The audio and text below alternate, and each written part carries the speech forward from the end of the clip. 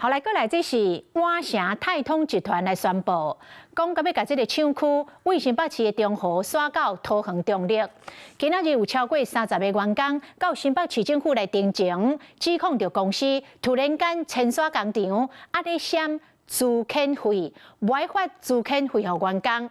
集团是来回应讲，目前部分的个案已经进入到劳资协调。万城泰通集团旗下有真侪餐厅的品牌，泰式、中式、东南亚的菜式拢总有。今年要甲新北中和的厂区刷去桃园中立，所引发员工抗议。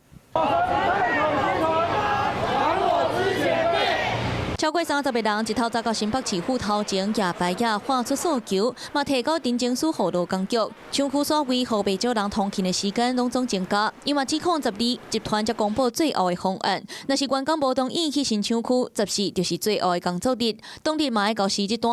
员工认为这个预告期伤短，搁较指出无法度配合所厂的员工，所方要求爱先签自愿的实质书，才会当提非自愿的实质书。13号有同仁已经去劳工局询问过。那劳工局是说这样是违法的，我们觉得我们的法律认知歧见很深。那我们希望，而且我有去劳工局做立案、做劳资协议的那个会议。那希望公司这边能尽速配合。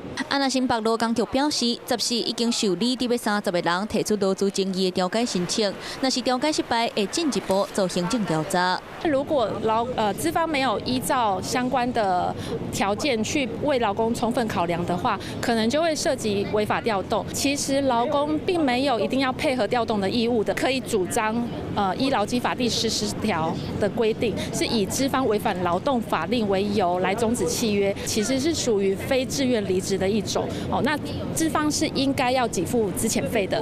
面对员工指控，万城泰通表示，今年8月实际进入准备刷厂的阶段，透过说明会、部门沟通、个人面谈的方式，甲员工说明时程和协作措施。目前部分个案已经进入劳资协调，劳资双方都有个人的讲法，就看后续的协调敢会当有共识。